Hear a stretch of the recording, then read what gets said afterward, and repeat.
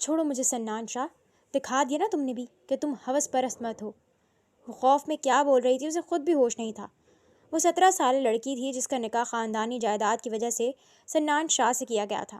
طلاق کے بدلے سنان شاہ نے اس کی ساری جائیداد اپنے نام کروائی تھی اور پھر وہ اسے طلاق دینے سے انکار کر چکا تھا۔ تم نے سوچا بھی کیسے کہ میں اپنے نکاح میں آئی لڑکی کو طلاق دوں گا؟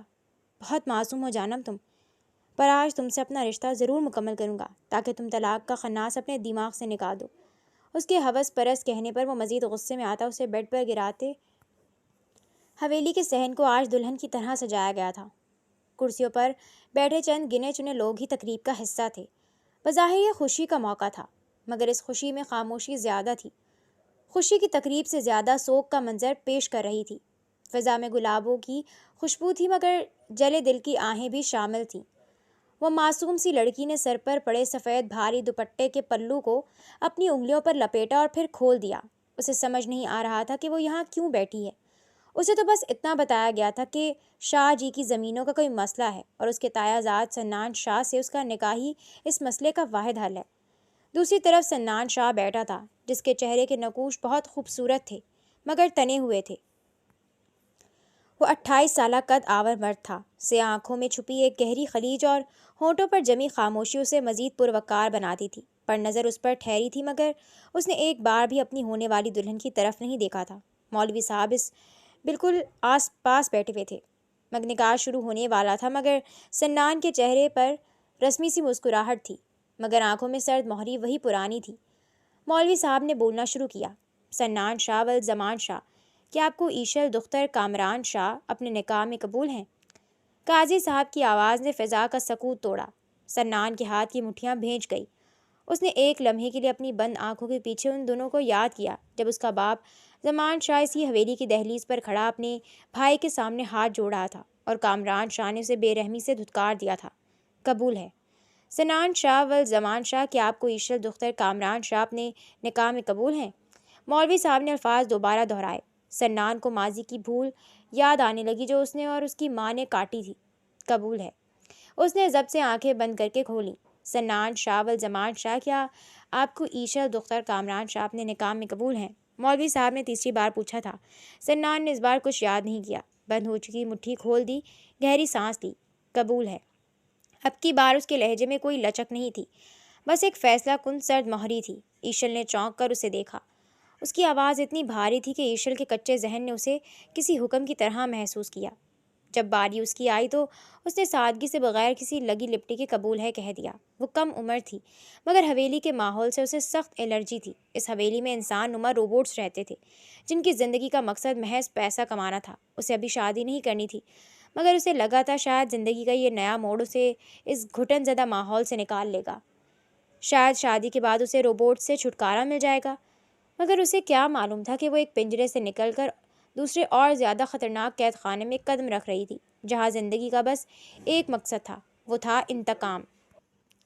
ماضی 20 سال پہلے بارش کی وہ رات آج بھی سنان کی یادداشت کی دیواروں پر کسی کالی سیاہی کی طرح جمی ہوئی تھی۔ شاہ حویلی کے باہری آئینی دروازے جب ایک اذیت ناک چنگھاڑ کے ساتھ بند ہوئے تھے تو 8 سالہ سنان کو لگا تھا جیسے اس کے بچپن کا گلا گھونٹ دیا گیا ہو۔ حویلی کے برآمدے میں کھڑا کامران شاہ، جس کی آنکھوں میں بھائی کی محبت کی جگہ ہوس اور فتح کی چمک تھی، قانون کے ان کاغذات کو لہرا رہا تھا جنہوں نے ایک ہی جھٹکے میں زمان شاہ کو ان کی اپنی ہی مٹی سے اجنبی کر دیا تھا۔ بھائی جان، اب اس چوکھٹ کے اندر قدم مت رکھیے گا، اب یہاں صرف میرا حکم چلے گا۔ کامران کی آواز میں چھپی زہریلی ہنسی بارش کے شور میں گھل گئی تھی۔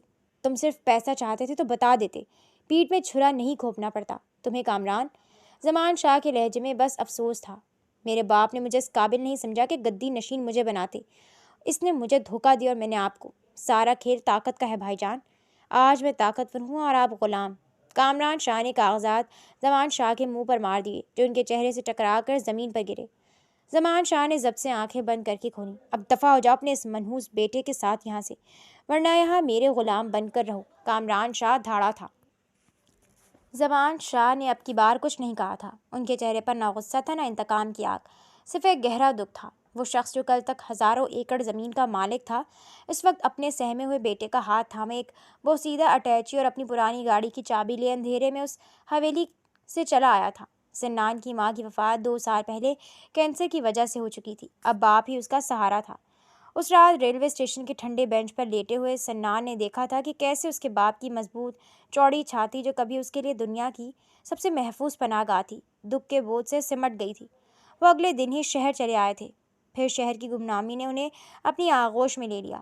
وہ عالی شان حویلی، جہاں نوکروں کی فوج ہوتی تھی، اب ایک تنگ تاریک گلی کے 2 کمروں کے مکان میں بدل چکی تھی۔ سنان نے اپنی آنکھوں سے وہ دردناک منظر دیکھا تھا جب اس کے باپ نے اپنی سفید پوشی کا بھرم رکھنے کے لیے وہ گاڑی بھی بیچ دی جو ان کے پاس ماضی کی آخری نشانی تھی۔ زندگی بدل چکی تھی۔ زمان شاہ، جن کی ایک آواز پر لوگ کھڑے ہو جاتے تھے، اب فجر کے وقت نکلتے اور رات گئے تھکے ہارے واپس آتے۔ ان کے ہاتھوں کی نرمی ختم ہو گئی تھی، وہاں مشقت کے چھالے پڑ چکے تھے۔ ایک شام سنان اسکول سے واپس آیا تو دیکھا کہ اس کے باپ کی قمیض پسینے سے شرابور تھی اور وہ گھر کے صحن میں بیٹھے شدید تھکے ہوئے لگ رہے تھے۔ سنان آہستگی سے چلتا ہوا ان کے پاس آیا، بیگ وہیں پاس رکھتے ان کے پاس بیٹھا۔ بابا، آپ یہ سب کیوں کر رہے ہیں؟ ہم واپس کیوں نہیں چلے جاتے؟ سنان نے معصومیت سے پوچھا تھا۔ زمان شاہ نے اسے قریب کھینچا، ان کی آواز میں ایک عجیب سا سکون شامل تھا۔ بیٹا، تمہارے چچا نے ہم سے چھت چھینی ہے، ہماری ہمت نہیں۔ میں دن بھر بوجھ اس لیے اٹھاتا ہوں تاکہ تمہارے ہاتھ میں ایک قلم رہے، بوجھ نہیں۔ یاد رکھنا سنان، جائیداد تو آنی جانی چیز ہے، لیکن انسان کا وقار ایک بار چلا جائے تو کبھی لوٹ کر نہیں آتا۔ مجھے وہ زمینیں واپس نہیں چاہیے، بس تم اپنا کھویا ہوا نام کما لو، میری مزدوری کا حق ادا ہو جائے گا۔ سنان اس کے ساتھ لپٹ گیا۔ اس کا باپ اس کے لیے سب کچھ بن چکا تھا، لیکن وقت بے رحم تھا۔ دن رات مشقت زمان شاہ کی صحت چاٹ گئی۔ جب سنان کمانے کے قابل ہوا تو زمان شاہ کو کینسر ہو گیا۔ بستر مرگ پر جب ان کا ہاتھ سنان کے ہاتھ میں تھا تو ان کی آخری نصیحت بھی وہی تھی، تم میرا کھویا ہوا وقار واپس لاؤ گے۔ لیکن سنان نے خاموشی سے عہد کیا تھا کہ وہ نہ صرف وقار بلکہ وہ سب کچھ واپس لے گا جو ان سے چھینا گیا تھا۔ اس نے دن رات ایک کر دیے۔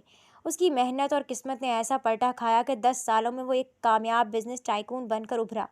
اب وہ اتنا طاقتور ہو چکا تھا کہ کامران شاہ کی ڈوبتی ہوئی کاروباری سلطنت کو ایک اشارے پر خرید سکتا تھا۔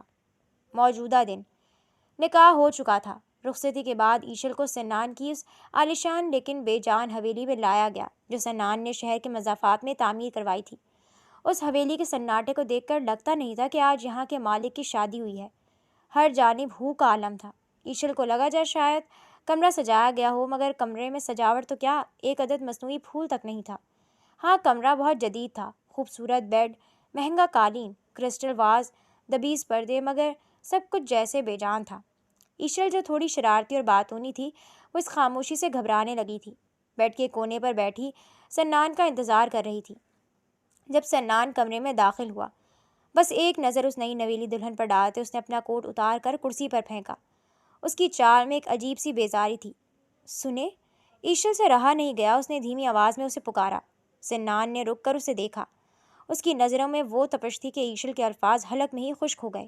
میرا نام سنان شاہ ہے، مجھے فضول باتیں پسند نہیں، اور نہ ہی میں کسی قسم کی گھریلو زندگی کا عادی ہوں۔ تم یہاں صرف اس لیے ہو کیونکہ تمہارے باپ نے تمہیں ایک معاہدے کے تحت یہاں بھیجا ہے۔ سنان کے الفاظ کسی تیز دھار خنجر کی طرح ایشل کے دل پر لگے۔ وہ جو شادی سے مطمئن تھی، اس کا سارا سکون لمحے بھر میں غارت ہو گیا۔ معاہدہ؟ کیسا معاہدہ؟ وہ شوق سی پوچھنے لگی۔ لفظ ساتھ نہیں دے رہے تھے۔ ٹھیک اسی وقت سنان کے ہونٹوں پر ایک زہریلی مسکراہٹ آئی تھی۔ وہ معاہدہ جس میں ایک باپ نے اپنی بیٹی کی قیمت وصول کی ہے۔ یہ کیا کہہ رہے ہیں آپ؟ میرے بابا نے کیا مجھے بیچا ہے؟ ایشل کی آواز پھٹنے لگی تھی۔ اپنوں کے ہاتھوں پہلا زخم لگا تھا۔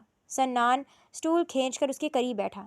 جی ہاں، تمہارا باپ پچھلے ہفتے میرے پاس آیا تھا۔ سنان ایک بار پھر پچھلے ہفتے کی شام میں چلا گیا۔ ایک ہفتے پہلے ایک گھٹن زدہ سی شام تھی جب سنان زمان شاہ اپنے آفس کی 60ویں منزل پر کھڑا شیشے کی دیوار سے نیچے پھیلے شہر کو دیکھ رہا تھا۔ وہ بچہ جس نے 2 کمرے کے مکان میں ٹھنڈی اور گرم راتیں کاٹی تھیں، اب ملک کا سب سے بڑا بزنس ٹائکون بن چکا تھا۔ اب ہاتھوں میں چھالے نہیں بلکہ اربوں روپے کی مالکیت تھی۔ دروازے پر دستک ہوئی۔ اس کا سیکرٹری ایک فائل لے کر داخل ہوا۔ سر، شاہ گروپ آف انڈسٹریز کے دیوالیہ ہونے کے کاغذات تیار ہیں۔ ان کے پاس اب صرف وہ پرانی حویلی بچی ہے، اور وہ بھی بینک کے پاس رہے گی۔ کامران شاہ آپ سے ملنے کی منتیں کر رہے ہیں۔ وہ نہیں جانتے کہ ایس زیڈ گروپ کا مالک کون ہے۔ سنان کے لبوں پر ایک تلخ مسکراہٹ آئی۔ وہ مڑ کر میز تک آیا۔ اس نے وہی پرانا قلم اٹھایا جو اس کے باپ نے اپنی پہلی مزدوری سے اسے لے کر دیا تھا۔ انہیں اندر بلاؤ، سنان نے سرد لہجے میں کہا۔ آج اسے بتانا ہے کہ جب شرافت کی کمر ٹوٹتی ہے تو وہاں سے انتقام نہیں، ایک ایسا عزم جنم لیتا ہے جو سلطنتیں خریدنے کی طاقت رکھتا ہے۔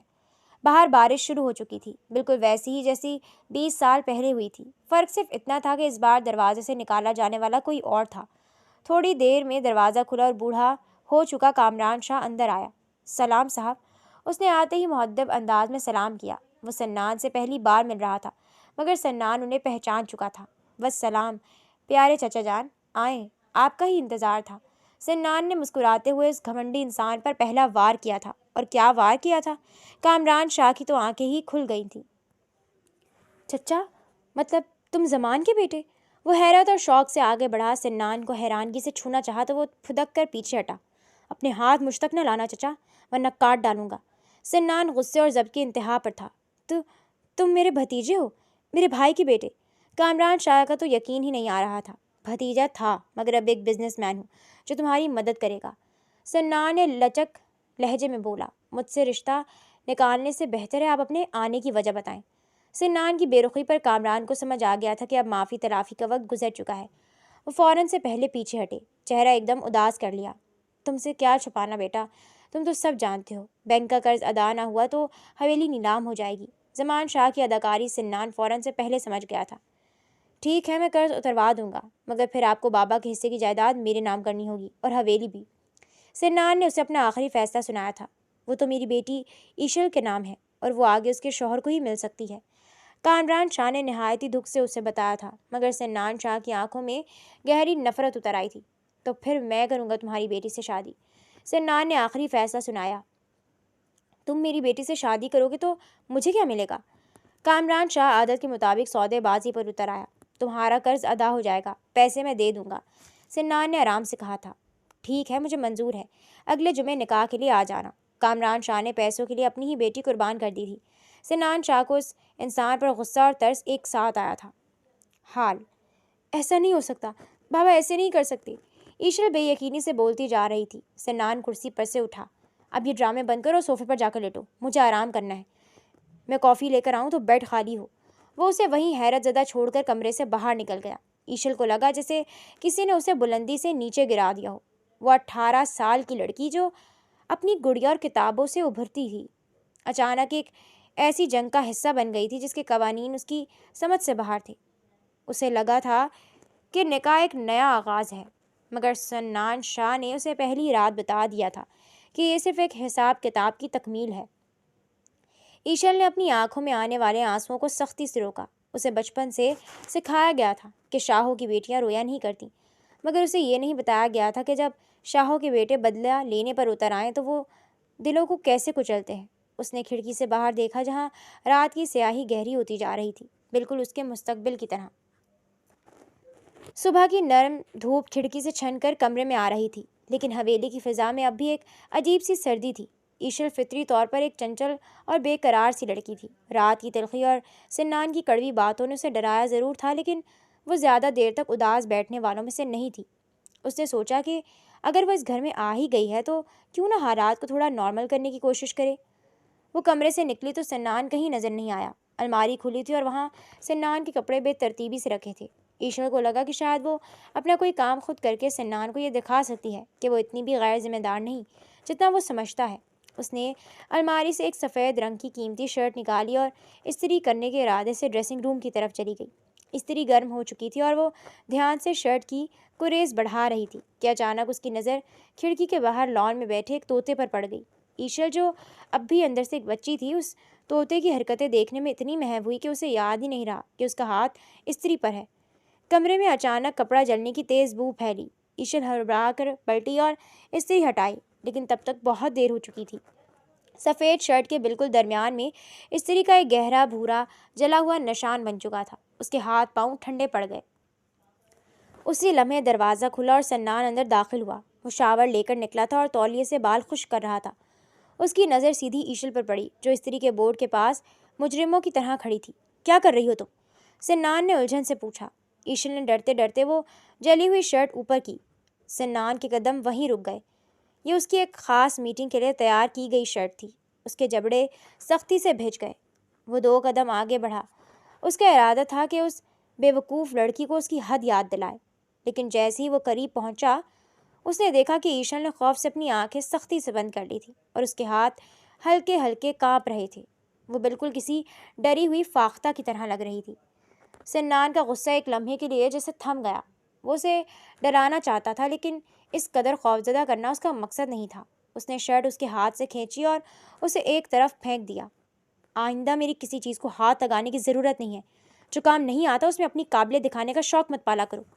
اس کی آواز سرد تھی، لیکن اس میں وہ گرج نہیں تھی جس کی ایشل کو توقع تھی۔ وہ چپ چاپ سر جھکائے کھڑی رہی جب تک کہ سنان دوسری شرٹ نکال کر کمرے سے باہر نہیں چلا گیا۔ استری والے واقعے کے بعد ایشل 2 دن تک سنان کے سامنے جانے سے کتراتی رہی، لیکن اس کے اندر کا خلل اسے پھر کچھ کرنے پر اکسا رہا تھا۔ اسے لگا کہ اگر وہ کچھ اچھا پکاڑ کر سنان کو کھلائے تو شاید اس کی وہ غلطی معاف ہو جائے۔ حویلی کا باورچی چھٹی پر تھا اور یہ ایشل کے لیے ایک بہترین موقع تھا۔ وہ دوپہر کے وقت کچن میں گھس گئی۔ اسے کھانا پکانا بالکل نہیں آتا تھا، لیکن اس نے سوچا کہ فرائیڈ چکن اور چپس بنانا کون سا مشکل کام ہے۔ اس نے کڑھائی میں تیل ڈالا اور چولہا تیز کر کے سبزیاں کاٹنے میں لگ گئی۔ تیل حد سے زیادہ گرم ہو چکا تھا اور اس میں سے دھواں اٹھنے لگا تھا۔ ایشل نے جیسے ہی پانی سے دھلے ہوئے چکن کے ٹکڑے اس ابلتے ہوئے تیل میں ڈالے، ایک زوردار چھینٹا اڑا اور ساتھ ہی کڑھائی میں آگ کے شعلے بھڑک اٹھے۔ ایشل کی چیخ نکل گئی۔ وہ گھبراہٹ میں پیچھے ہٹی، لیکن اس کا پاؤں پھسلا اور وہ گرتے گرتے بچی۔ آگ کے شعلے چمنی کی طرف بڑھ رہے تھے اور پورے کچن میں سیاہ دھواں بھر گیا تھا۔ اسے سمجھ نہیں آ رہا تھا کہ وہ کیا کرے۔ وہ کھانستے ہوئے آگ بجھانے کے لیے پانی کا جگ اٹھانے لگی۔ پاگل ہو گئی ہو تم؟ یہ سنان کی آواز تھی۔ وہ اپنے اسٹڈی روم میں تھا جب اسے دھوئیں کی بو آئی تھی۔ وہ تیزی سے کچن میں داخل ہوا۔ صورتحال دیکھتے ہی اس نے ایشل کے ہاتھ سے جگ چھینا، کیونکہ وہ جانتا تھا کہ تیل کی آگ پر پانی ڈالنا خودکشی کے مترادف ہے۔ اس نے فوراً چولہے کا والو بند کیا اور پاس پڑا ایک موٹا تولیہ کڑھائی پر ڈال کر آگ کو دبا دیا۔ کچن میں دھواں اتنا تھا کہ سانس لینا مشکل ہو رہا تھا۔ سنان نے مڑ کر ایشل کو دیکھا جو زمین پر بیٹھی کھانس رہی تھی۔ اس کا چہرہ دھوئیں سے کالا ہو رہا تھا اور آنکھوں سے پانی بہہ رہا تھا۔ سنان نے بغیر کچھ سوچے آگے بڑھ کر اسے بازو سے پکڑا اور کھینچ کر کچن سے باہر لاؤنج کی کھلی ہوا میں لے آیا۔ ایشل بری طرح ہانپ رہی تھی۔ سنان نے اسے صوفے پر بٹھایا اور اسے پانی کا گلاس دیا۔ جب ایشل پانی پی رہی تھی تو سنان اسے دیکھ رہا تھا۔ اس کے چہرے کی معصومیت اور بچپنے نے ایک لمحے کے لیے سنان کے اندر کے سخت خول میں دراڑ ڈال دی تھی۔ اسے بے اختیار ایشل پر ترس آ گیا۔ اس نے ہاتھ بڑھا کر ایشل کے ماتھے پر لگی کالک کو صاف کرنے کی کوشش کی۔ ایشل نے حیرانی سے سر اٹھا کر اسے دیکھا۔ ان دونوں کی نظریں ملی۔ سنان کے اندر کچھ پگھلنے لگا تھا، لیکن تبھی اس کے ذہن میں کامران شاہ کا چہرہ گھوم گیا، وہ شخص جس نے اس کے باپ کو دربدر کیا تھا، اس لڑکی کا باپ۔ سنان نے فوراً اپنا ہاتھ پیچھے کھینچ لیا۔ اس کا چہرہ دوبارہ پتھر کا ہو گیا۔ تمہارا دماغ خراب ہے؟ اگر کچھ ہو جاتا تو؟ تم اس گھر میں میری نوکرانی نہیں ہو جو یہ سب کر رہی ہو؟ سیدھی طرح اپنے کمرے میں رہا کرو، مجھے یہ ڈرامے پسند نہیں ہیں۔ وہ غصے سے کہتا ہوا وہاں سے چلا گیا۔ ایشل کے ہاتھ میں پکڑا پانی کا گلاس چھلک گیا اور اس کی آنکھوں میں پھر سے آنسو آ گئے۔ ان مسلسل واقعات اور سنان کی سرد مہری نے ایشل کو اندر سے تھکا دیا تھا۔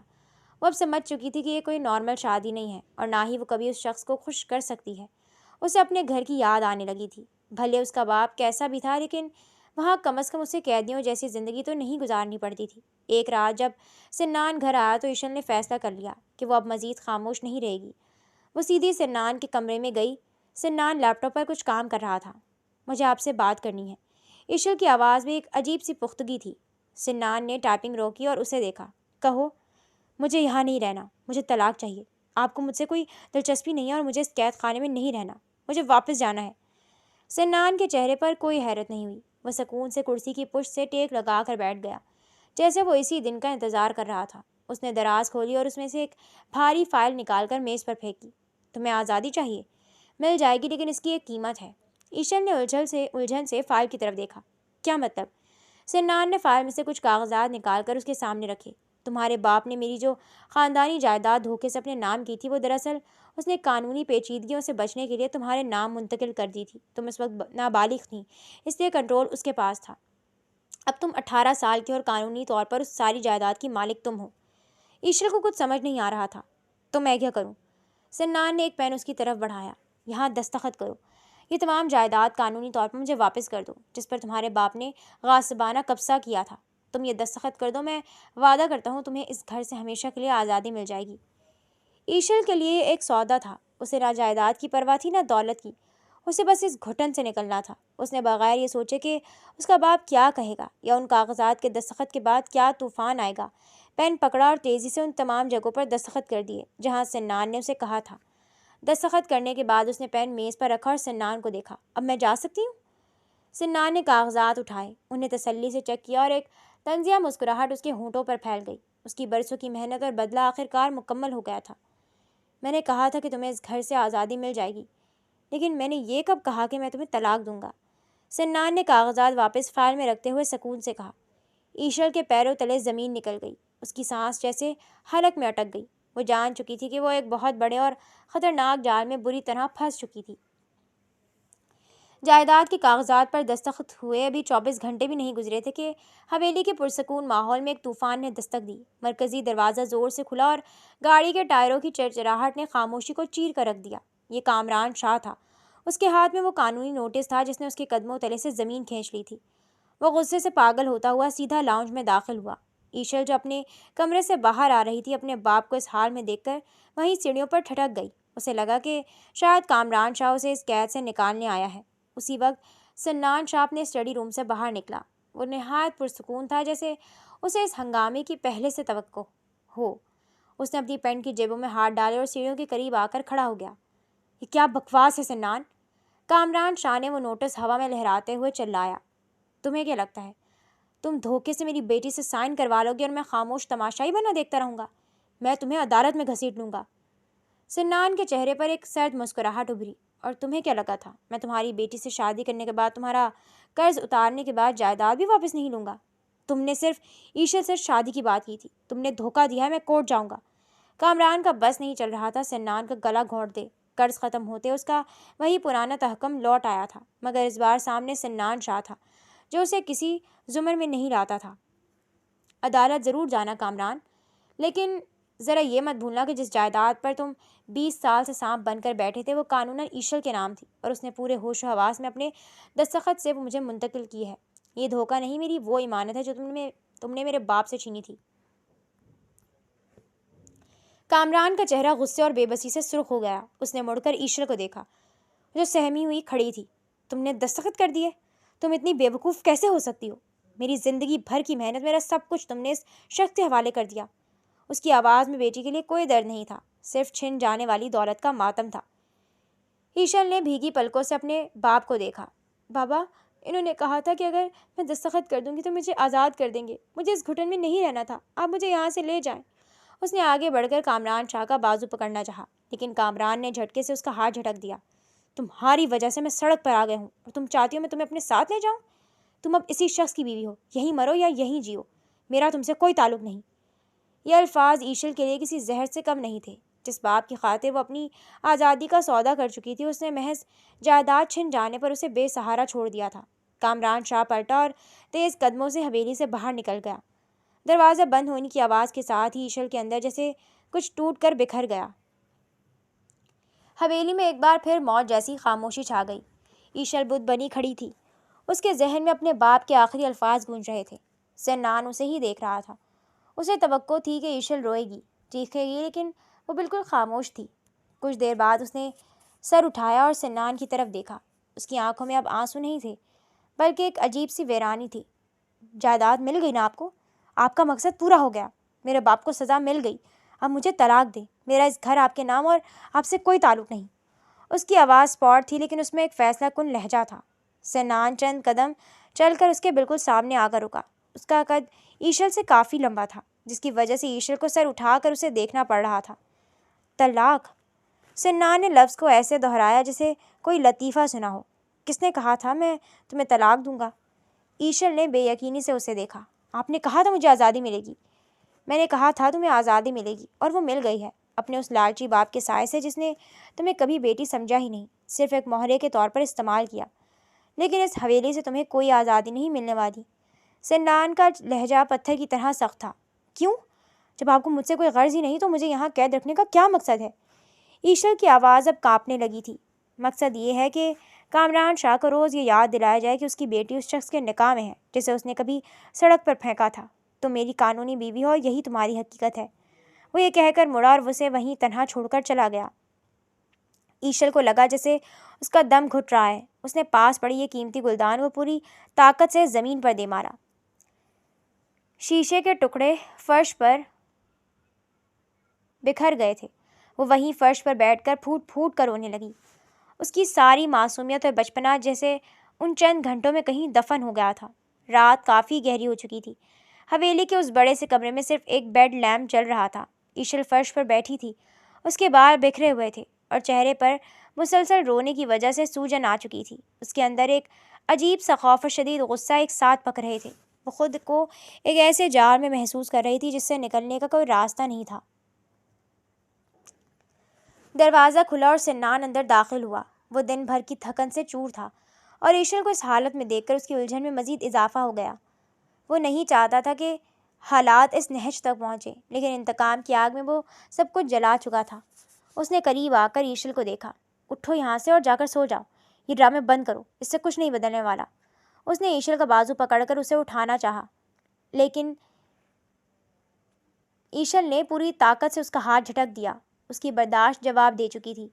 خوف، دھوکہ اور بے بسی نے مل کر اسے پاگل کر دیا تھا۔ وہ تیزی سے کھڑی ہوئی اور چند قدم پیچھے ہٹی۔ چھوڑو مجھے سنان شاہ، دکھا دیا نا تم میں کہ تم بھی ہوس پرست مرد ہو۔ وہ خوف اور غصے کی ملی جلی کیفیت میں کیا بول رہی تھی اسے خود بھی ہوش نہیں تھا۔ یہ جملہ سنان کے لیے کسی تازیانے سے کم نہیں تھا۔ وہ شخص جس نے آج تک اس لڑکی کو انگلی تک نہیں لگائی تھی، جس نے اسے صرف اپنے انتقام کا ذریعہ بنایا تھا، آج اس پر ایک ایسا الزام لگ رہا تھا جس نے اس کے مردانہ وقار اور انا کو سیدھی چوٹ پہنچائی تھی۔ سنان کے چہرے کے تاثرات پل بھر میں بدل گئے۔ اس کی برداشت کی ڈور ٹوٹ گئی۔ اس نے تیزی سے آگے بڑھ کر ایشل کا بازو ایک آہنی گرفت میں جکڑ لیا اور اسے اپنی طرف کھینچا۔ ایشل کی چیخ نکلنے والی تھی، لیکن سنان کے چہرے پر موجود غضب دیکھ کر اس کی آواز حلق میں ہی دب گئی۔ اس نے ایشل کو ایک جھٹکے سے بیڈ پر گرایا اور اس کے بالکل قریب جھکتے ہوئے ایک خطرناک اور ٹھہری ہوئی آواز میں بولا، تم نے سوچا بھی کیسے کہ میں اپنے نکاح میں آئی لڑکی کو طلاق دوں گا؟ بہت معصوم ہو جانا تم، پر آج تم سے اپنا رشتہ ضرور مکمل کروں گا تاکہ تم طلاق کا خناس اپنے دماغ سے نکال دو۔ اس کی آواز اور گرفت میں وہ شدت تھی جس نے ایشل کے تمام حواس غصب کر لیے۔ اسے لگا جیسے وہ کسی گہری کھائے میں گرتی جا رہی ہے۔ اپنے دفاع کے تمام راستے بند پا کر ایشل نے بے بسی سے اپنی آنکھیں سختی سے موند لیں۔ کمرے میں صرف ان دونوں کی بھاری سانسوں کی آوازیں رہ گئی تھیں۔ کمرے میں پھیلی وہ گھٹن زدہ خاموشی کسی طوفان کے گزر جانے کے بعد کے ملبے جیسی تھی۔ سنان کی گرفت ایشل کے بازو پر ڈھیلی پڑ گئی، لیکن اس کی سانسوں کی ترتیب اب بھی بگڑی ہوئی تھی۔ ایشل کی بند آنکھوں کے پپوٹے لرز رہے تھے اور ایک باریک سا آنسو اس کی کنپٹی سے ہوتا ہوا بالوں میں جذب ہو گیا۔ سنان نے اسے دیکھا۔ اس کے چہرے پر موجود وہ معصومیت اور وہ شدید خوف سنان کے اندر کے غصے کو برف کی طرح ٹھنڈا کرنے لگا۔ اسے احساس ہوا کہ وہ کیا کرنے جا رہا تھا۔ وہ شخص جو ساری زندگی اپنے اصولوں اور اپنی انا کے بل بوتے پر جیتا رہا، آج ایک 18 سالہ لڑکی کے ایک جملے نے اسے اس کے اپنے ہی سامنے گرا دیا تھا۔ اسے اپنی ہی ذات سے گھن آنے لگی۔ وہ ایک جھٹکے سے پیچھے ہٹا اور بیڈ سے دور جا کھڑا ہوا۔ ایشل نے دھیرے سے آنکھیں کھولیں۔ اسے یقین نہیں آ رہا تھا کہ وہ بچ گئی ہے۔ اس نے جلدی سے اپنا دوپٹہ درست کیا اور دیوار کے ساتھ لگ کر دبک گئی۔ سنان نے اس کی طرف دیکھے بغیر الماری سے اپنی چادر اٹھائی۔ اس کا چہرہ غصے سے نہیں بلکہ ایک گہری ندامت سے بوجھل تھا۔ میں وہ نہیں ہوں جو تم نے کہا، اور نہ ہی کبھی بننا چاہتا ہوں۔ اس کی آواز میں ایک عجیب سی شکست خوردہ کیفیت تھی۔ وہ بغیر پیچھے مڑے کمرے سے باہر نکل گیا اور کوریڈور میں اس کے قدموں کی چاپ دور ہوتی چلی گئی۔ ایشل وہیں بیٹھی رہی۔ اسے لگا جیسے آج اس کے اندر کی وہ شرارتی لڑکی ہمیشہ کے لیے مر گئی ہے۔ اگلے چند دن حویلی میں ایک عجیب سی خاموشی کے ساتھ گزرے۔ سنان گھر پر بہت کم نظر آتا، اور جب آتا تو ایشل سے نظریں چرانے کی کوشش کرتا۔ ایشل نے خود کو ایک کمرے تک محدود کر لیا تھا۔ اسے اب نہ تو جائیداد سے کوئی دلچسپی تھی اور نہ ہی اپنے باپ سے، جس نے اسے اس آگ میں جھونکا تھا۔ ایک شام سنان کمرے میں داخل ہوا تو اس کے ہاتھ میں ایک بڑا لفافہ تھا۔ اس نے وہ لفافہ میز پر رکھا۔ یہ ہمارے نکاح نامے کے کاغذات ہیں ایشل، میں نے طلاق کا حق تمہیں دے دیا ہے۔ سنان کی آواز بہت دھیمی تھی۔ اور اس کے ساتھ ہی میں نے شہر والے بنگلے اور کچھ رقم کے کاغذات بھی رکھ دیے ہیں۔ تم جب چاہو یہاں سے جا سکتی ہو۔ میں نے تمہارے باپ سے بات کرنے کی کوشش کی تھی، لیکن وہ تھوڑی دیر کے لیے رکا۔ وہ اب بھی صرف پیسوں کی بات کر رہا ہے۔ تمہیں وہاں جانے کی ضرورت نہیں۔ تم اپنی زندگی اپنی مرضی سے گزار سکتی ہو۔ ایشل نے ان کاغذات کو دیکھا جن کے لیے وہ تڑپ رہی تھی، لیکن آج اسے کوئی خوشی محسوس نہیں ہوئی۔ اس نے سر اٹھا کر سنان کو دیکھا۔ سنان کی آنکھوں کے گرد سیاہ ہلکے صاف بتا رہے تھے کہ وہ پچھلی کئی راتوں سے سویا نہیں ہے۔ آپ نے تو کہا تھا کہ آپ مجھے تڑپائیں گے، ایشل نے پہلی بار ہمت کر کے پوچھا۔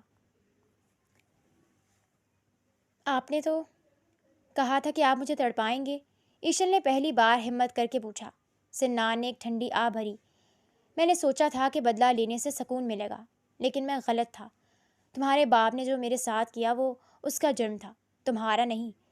میں نے تمہیں اس جنگ کا ایندھن بنا کر خود کو اپنے باپ کی نظروں میں بھی گرا دیا ہے۔ میں تمہیں مزید قید نہیں رکھ سکتا، تو پھر طلاق دے دیں مجھے خود ہی۔ ایشل نے دکھ سے اسے دیکھا۔ وہ کتنا پتھر دل بن سکتا تھا مزید۔ میں دے دیتا، مگر سچ میں اس بار مجھ میں ہمت نہیں، نہ تمہیں ساتھ رکھنے کی نہ ہی تمہیں چھوڑنے کی، سنان نے شکستگی سے کہا تھا۔ وہ اس جذبے کو نام نہیں دے پا رہا جو وہ ایشل کے لیے محسوس کرتا تھا۔ تو کیا میں سچ میں چلی جاؤں؟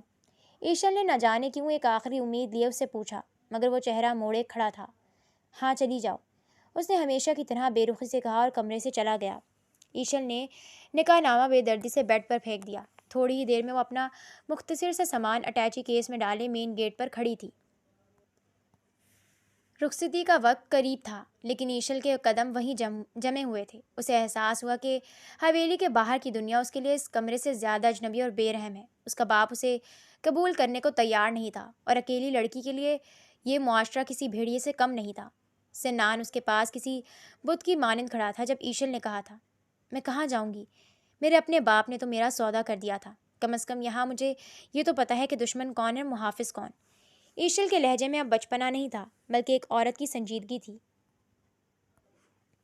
آپ نے مجھ سے میری معصومیت چھینی ہے سنان شاہ، اب اس کا ہٹ جانا بھی آپ کو ہی بھرنا ہوگا۔ سنان نے الجھن سے اسے دیکھا۔ کیا مطلب؟ مطلب یہ کہ آپ نے مجھ سے شادی کی ہے، اب بھگتنا بھی آپ کو ہی پڑے گا مجھے۔ ایشل غصے سے پلٹی اور بیگ اس کے پیر پر دے مارا۔ آؤچ! یہ کیا کر رہی ہو تم؟ پاگل ہو گئی ہو؟ سنان پیر پکڑے چلایا۔ ہاں ہو گئی ہوں پاگل، اب آپ کو بھی کروں گی اگر مجھے یہاں سے جانے کا کہا تو۔ وہ غصے سے بولتی اٹیچی لیے دوبارہ کمرے میں چلی گئی۔ سنان شاہ کے قدم وہیں چوکھٹ پر جم کر رہ گئے۔ اسے لگا تھا کہ ایشل اس کی بے رخی، اس کی سرد مہری اور طلاق کا نام سن کر ایک پل ضائع کیے بغیر اس قید سے بھاگ نکلے گی۔ وہ لڑکی جو پچھلے کئی مہینوں سے سائے کی طرح خاموش اور خوف زدہ رہتی تھی، آج اسے لگا کہ وہ اس آزاد فضا میں سانس لینے کے لیے بےتاب ہوگی۔ لیکن وہ کمرے میں آتے ہی سیدھا اس بھاری بھرکم الماری کے پاس جا کر کھڑی ہو گئی جس میں صرف سنان کی حکمرانی تھی۔ اس نے جھٹکے سے الماری کے پٹ کھولے۔ سنان آرام سے آ کر بیڈ پر بیٹھا، حیرت تاثرات سے اسے سب کرتا دیکھنے لگا۔ پیر کا درد بھی بھول گیا تھا۔ اس کا دماغ اس اچانک تبدیلی کو ہضم نہیں کر پا رہا تھا۔ ایشل نے ہینگرز پر ٹنگے سنان کے قیمتی سیاہ اور سرمئی سوٹ نہایت بے دردی سے نکال کر بیڈ کی دوسری طرف ڈھیر کیے اور اپنی اٹیچی سے اپنے نکال کر کپڑے وہاں ٹانگنے لگی۔ یہ کیا کر رہی ہو تم؟ یہ کیسی بچگانہ ضد ہے؟ سنان اگلی ہی پل بیڈ پر سے اچھل پڑا۔ ایشل نے مڑ کر اسے تیکھی اور کاردار نظر سے دیکھا کہ سنان جیسے مغرور شخص کی زبان ایک پل کے لیے گنگ ہو گئی۔ میں وہ کر رہی ہوں جو پہلے کرنا تھا۔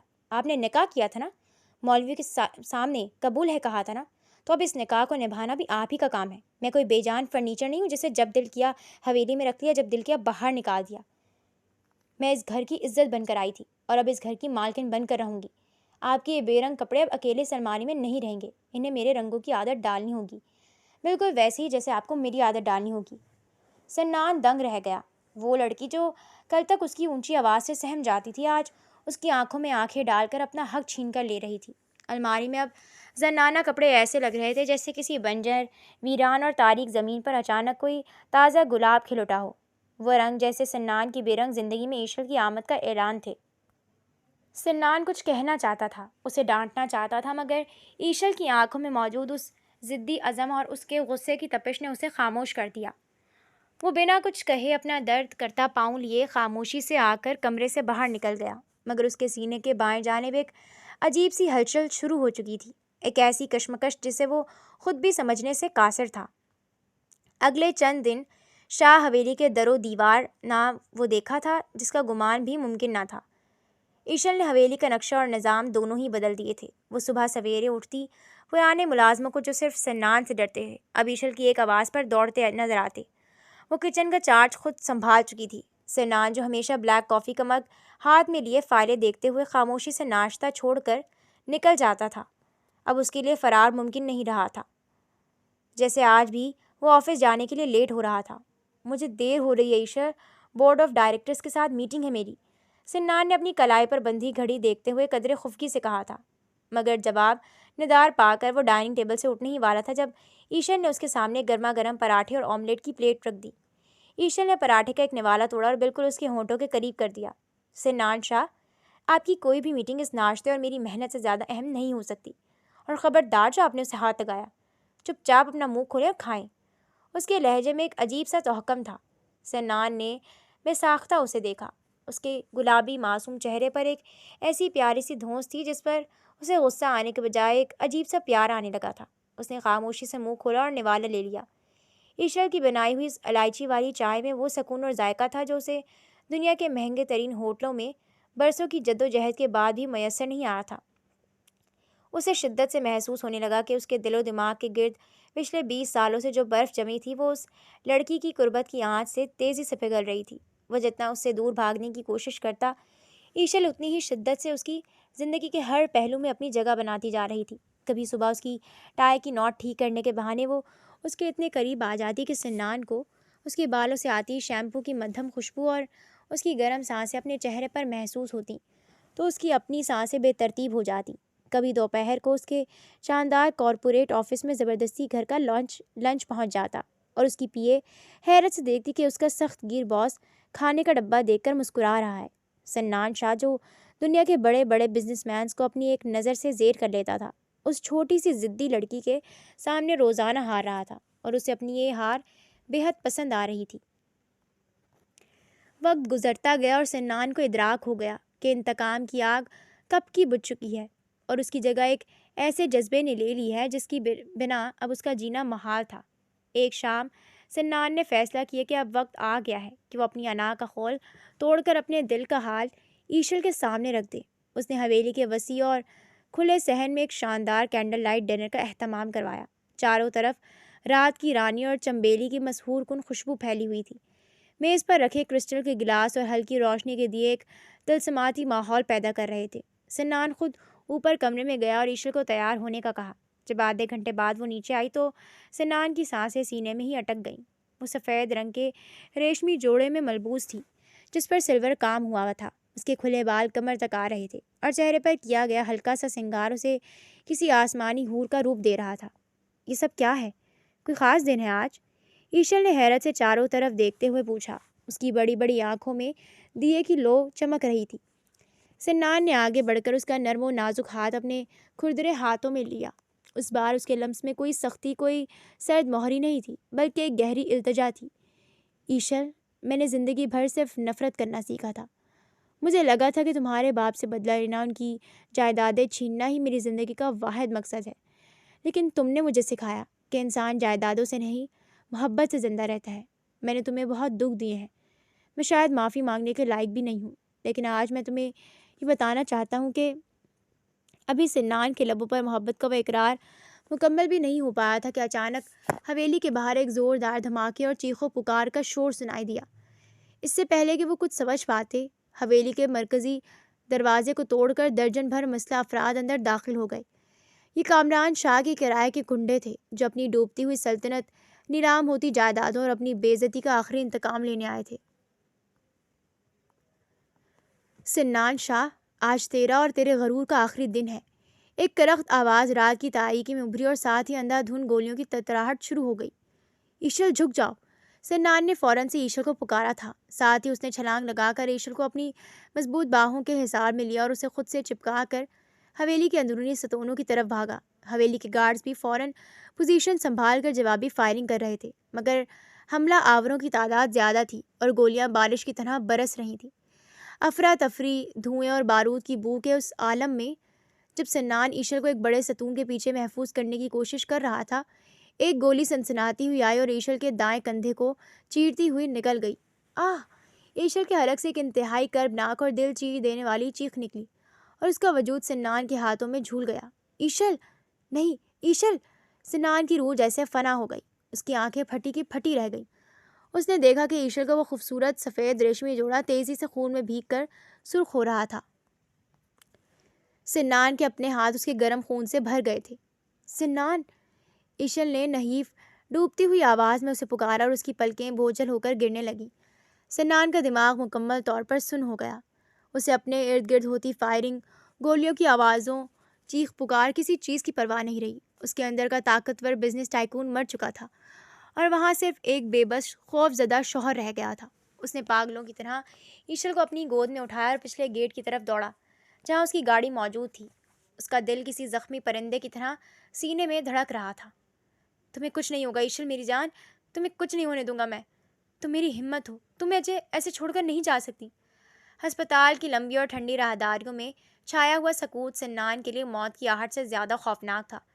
ڈاکٹرز ایشل کو ایمرجنسی سے سیدھا آپریشن تھیٹر میں لے جا چکے تھے۔ سنان کے سفید کپڑوں پر ایشل کا خون جگہ جگہ جم چکا تھا جو اب سوکھ کر سیاہ پڑ رہا تھا۔ اس کے ہاتھ ابھی تک کانپ رہے تھے۔ ایک طویل اذیت ناک گھنٹے کے بعد ڈاکٹر باہر آیا۔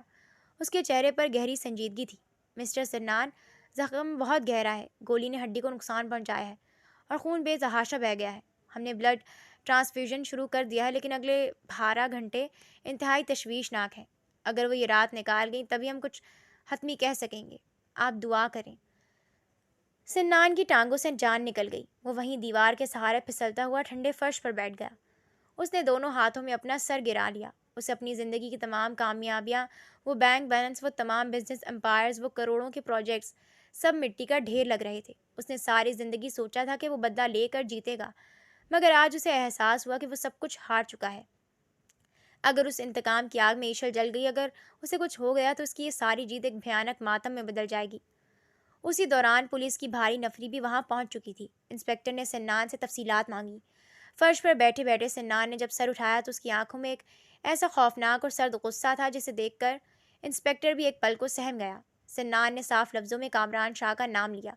ثبوت اور گواہ پہلے ہی موجود تھے اور اس قاتلانہ حملے نے کامران شاہ کے تابوت میں ایک آخری کیل ٹھونک دی تھی۔ سنان کے سخت دباؤ اور احکامات پر راتوں رات پولیس نے چھاپہ مار کر کامران شاہ کو شہر سے فرار ہوتے ہوئے اس کے ایک خفیہ ٹھکانے سے گرفتار کر لیا۔ ہسپتال میں وقت جیسے تھم گیا تھا۔ ہر گزرتا سیکنڈ سنان کے سینے پر ہتھوڑے کی طرح برس رہا تھا۔ وہ بے چین ہو کر اٹھا اور ہسپتال کے کونے میں بنی چھوٹی سی مسجد میں چلا گیا۔ اس نے کانپتے ہاتھوں سے وضو کیا اور مصلے پر بیٹھ گیا۔ فجر کی اذان کی پرسکون آواز فضا میں گونجی تو سنان شاہ، وہ مغرور شخص جس نے کبھی کسی کے آگے سر نہیں جھکایا تھا، اس کے ضبط کے تمام بندھن ٹوٹ گئے۔ یا اللہ، میں نے بہت غلطیاں کی ہیں۔ میں انتقام کی آگ میں اندھا ہو گیا تھا اور میں نے ایک معصوم لڑکی کو اپنی نفرت کا نشانہ بنایا۔ مجھے میرے ہر گناہ کی سزا دے دے، میری ساری دولت، میری حویلی سب چھین لے، مگر اسے زندگی بخش دے۔ میری اس تاریک اور گناہ گار زندگی میں روشنی کی واحد کرن ہے، اسے مجھ سے مت چھین میرے مولا، میں اس کے بنا مر جاؤں گا۔ وہ سجدے میں گرا بچوں کی طرح پھوٹ پھوٹ کر رو رہا تھا۔ اس کا وقار، اس کی انا، اس کا سارا غرور آج اس سجدے میں ڈھیر ہو چکا تھا۔ سورج کی پہلی سنہری کرن جب ہسپتال کی کھڑکی سے اندر آئی تو اس کے ساتھ ہی ایک نرس نے باہر آ کر خوشخبری سنائی۔ مبارک ہو سر، مریضہ کو ہوش آ گیا ہے اور وہ خطرے سے باہر ہیں۔ ان کی قوت ارادی بہت مضبوط ہے۔ سنان نے بے اختیار آسمان کی طرف دیکھ کر اپنے رب کا شکر ادا کیا اور تیزی سے کمرے کی طرف لپکا۔ کمرے میں داخل ہوا تو ایشل بیڈ پر لیٹی تھی۔ اس کا چہرہ خون کی کمی کی وجہ سے کاغذ کی طرح زرد تھا، مگر جب اس نے سنان کو اندر آتے دیکھا تو اس کی آنکھوں میں وہی پرانی چمک لوٹ آئی۔ سنان کی بکھری ہوئی حالت، اس کے خون آلود کپڑے اور سوجھی ہوئی سرخ آنکھیں بتا رہی تھیں کہ اس شخص نے رات کیسے گزاری ہے۔ ایشل کے لبوں پر ایک کمزور سی مسکراہٹ ابھری۔ سنان تیز قدموں سے چلتا ہوا اس کے قریب آیا اور بیڈ کے کنارے بیٹھ کر اس کا صحیح والا ہاتھ اپنے دونوں ہاتھوں میں تھام کر اسے اپنے ماتھے اور پھر ہونٹوں سے لگا لیا۔ اس کے آنسو ایشل کے ہاتھ پر گرنے لگے۔ مجھے معاف کر دو ایشل، میں تمہارا مجرم ہوں، میری وجہ سے تم موت کے منہ تک چلی گئی۔ ایشل نے دھیرے سے اپنا ہاتھ اس کے بکھرے بالوں میں پھیرتے ہوئے نفی میں سر ہلایا۔ آپ نے مجھ پر گولیاں نہیں چلوائیں بلکہ میری جان بچائی ہے سنان۔ آپ ڈھال بن کر میرے سامنے کھڑے تھے، اب حساب برابر ہو گیا ہے۔ کچھ دنوں بعد جب ایشل کو ہسپتال سے گھر لایا گیا تو حویلی کا ماحول ہی بدل چکا تھا۔ سنان نے دفتر جانا چھوڑ دیا اور خود کو مکمل طور پر اس کی دیکھ بھال کے لیے وقف کر دیا۔ وہ اسے اپنے ہاتھوں سے سوپ پلاتا، وقت پر دوائیاں دیتا اور راتوں کو جا کر اس کا خیال رکھتا۔ اسی دوران خبر آئی کہ پولیس کی تفتیش اور ثبوتوں کی روشنی میں عدالت نے کامران شاہ کو اقدام قتل اور فراڈ کے جرم میں 10 سال قید مشقت کی سزا سنائی ہے۔ یہ خبر سن کر ایشل ایک پل کے لیے اداس ضرور ہوئی، آخر وہ اس کا سگا باپ تھا، مگر پھر اسے اپنا بکنا یاد آ گیا۔ اسے یاد آیا کہ اس شخص نے محض اپنی دولت بچانے کے لیے اپنی بیٹی کی زندگی کا سودا کر دیا تھا۔ اسے دل کی گہرائیوں میں ایک عجیب سا سکون ملا کہ قدرت نے اپنا انصاف کر دیا ہے اور اب کی اس کی زندگی کا نیا پرسکون باب شروع ہونے والا ہے۔ ایک ماہ بعد جب ایشل کا زخم مکمل طور پر بھر گیا اور وہ پہلے کی طرح صحت یاب ہو گئی تو سنان اسے ایک بار پھر اسی صحن میں لے کر آیا۔ آج رات کوئی دشمن نہیں تھا، کوئی گولیوں کا خوفناک شور نہیں تھا، صرف مکمل چاند کی دودھیا چاندنی تھی، رات کی رانی مہک رہی تھی اور ان دونوں کے دلوں میں دھڑکتی ہوئی محبت کا شدید احساس تھا۔ میز پر کینڈل لائٹ ڈنر اسی طرح سجا تھا۔ سنان نے ایشل کی کرسی کھینچی اور اسے بٹھانے کے بعد خود اس کے سامنے بیٹھا۔ اس نے اپنی جیب سے ایک چھوٹا سا گہرے سرخ رنگ کا مخملی ڈبہ نکالا اور اسے ایشل کے سامنے کھول کر رکھ دیا۔ اس میں ایک انتہائی قیمتی اور خوبصورت ہیرے کی انگوٹھی جگمگا رہی تھی۔ ایشل، سنان کی آواز میں ایک گہرا مدہوش کر دینے والا خمار تھا۔ وہ نکاح جو ہم نے مجبوری، نفرت اور انتقام کے سائے میں کیا تھا، میں آج اس کی وہ بنیادیں ختم کرنا چاہتا ہوں۔ میں آج تم سے اپنی مرضی، اپنے پورے ہوش و حواس اور اپنے دل کی پوری سچائی کے ساتھ دوبارہ پوچھتا ہوں، کیا تم ایشل مجھ جیسے خاک نشین سنان شاہ کی شریک حیات بننا پسند کرو گی؟ اس بار کسی ڈیل یا بدلے کے لیے نہیں، بلکہ میری بے پناہ محبت کے طور پر۔ ایشل کی آنکھیں خوشی کے آنسوؤں سے بھر گئیں، اس کا دل سینے میں زور زور سے دھڑکنے لگا۔ اس نے کانپتے ہاتھوں سے اپنا ہاتھ سنان کی طرف بڑھا دیا۔ میں نے تو اسی دن ہاں کر دی تھی سنان شاہ جب میں نے اپنا بھاری اٹیچی آپ کے پاؤں پر مارا تھا اور اپنی الماری میں قبضہ جمایا تھا، اس نے آنسوؤں کے درمیان مسکراتے ہوئے کہا۔ سنان کھل کر ہنسا، ایک ایسی کھنکھناتی ہوئی بے ساختہ ہنسی جو پچھلے 20 سالوں میں شاہ حویلی کے در و دیوار نے کبھی نہیں سنی تھی۔ اس نے نرمی سے وہ ہیرے کی انگوٹھی ایشل کی انگلی میں پہنائی اور پھر اسے ہاتھ سے پکڑ کر اپنے قریب کھڑا کر لیا۔ اس نے ایشل کے چہرے کو اپنے دونوں ہاتھوں کے پیالے میں لیا اور اس کی پیشانی پر اپنے گرم پیار بھرے لمسے ایک دائمی مہر ثبت کر دی۔ وہ رات شاہ حویلی کے لیے ایک نئی زندگی کا پیغام لائی تھی۔ کمرے کی مدھم رومانوی روشنی میں جب سنان نے ایشل کو اپنی مضبوط باہوں کے حصار میں لیا تو باہر کی دنیا کا ہر دکھ، ہر تلخی اور ہر درد ہمیشہ کے نمٹ گیا۔ سنان کے لمس میں ایک دیوانگی تھی، مگر ساتھ ہی ایک ایسی احتیاط جیسے وہ کسی نازک شیشے کو چھو رہا ہو۔ اس نے ایشل کو اپنے سینے سے لگایا تو اسے اپنی زندگی کا سب سے بڑا سبق سمجھ آ گیا۔ اسے محسوس ہوا کہ وقار، عزت اور سکون بے جان زمینوں، بینک بیلنس اور جائیدادوں سے نہیں ملتا، بلکہ اس انسان کے دل میں بسنے سے ملتا ہے جو آپ کی روح کی ویرانی کو اپنی محبت سے مکمل کر دے۔ میں تم سے بہت محبت کرتا ہوں ایشل، میری زندگی کا واحد اثاثہ تم ہو۔ اس نے ایشل کے کان کے پاس جھک کر سرگوشی کی۔ اس کی گرم سانسوں نے ایشل کے وجود میں سنسنی دوڑا دی۔ ایشل نے اپنے بازو اس کی گردن کے گرد حمائل کیا اور اپنا سر اس کے چوڑے سینے پر رکھ دیا، جہاں اب انتقام کی کوئی آگ نہیں بلکہ ایک محبت کی سکون بخش تپش اور دل کی تیز دھڑکن تھی۔ اور میں آپ سے، میری جان کے دشمن اور میری جان کے اکلوتے محافظ۔ کمرے میں خاموشی کا ایک مسحور کن طلسم طاری تھا جسے صرف ان کی دھڑکنیں توڑ رہی تھیں۔ حویلی کے در و دیوار جو کبھی آنسوؤں اور سسکیوں کے گواہ تھے، آج ایک بار پھر محبت